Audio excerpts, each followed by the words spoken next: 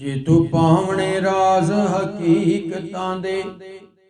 अल्लाह वालियां दा बुआ मल मियां इसे बुए थी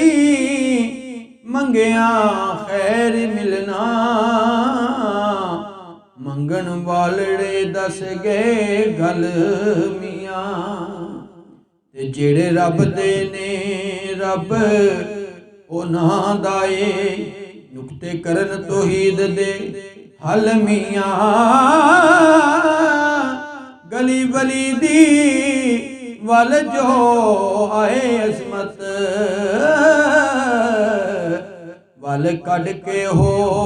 गए वल मियां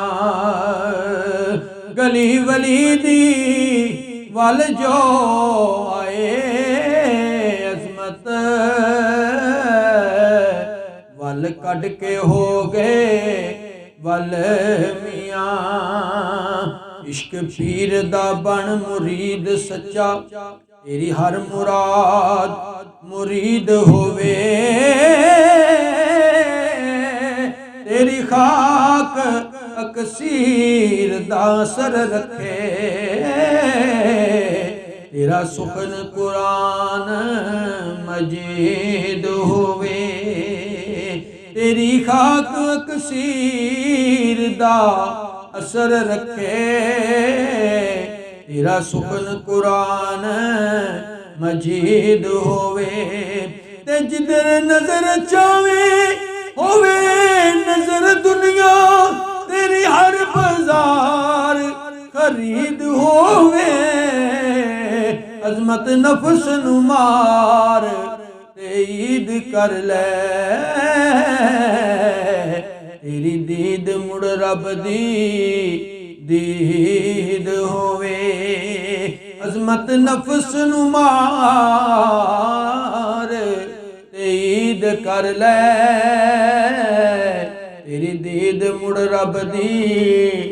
दीद होवे लख कर इबादतां कख नाई जेड़ा पीर वल्लों मुनारफ होवे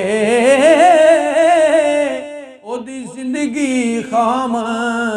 हराम सारी लख जानदा नहव ते सरफ होवे साधक तालबां दे करे पार बेड़े जेड़ा यार दा दसिया हरफ होवे हज आशकां दा उसे तरफ अजमत मुख पीर वाला जेड़ी तरफ होवे हज आशकां दा उसे तरफ अजमत मुख पीर वाला जेड़ी तरफ होवे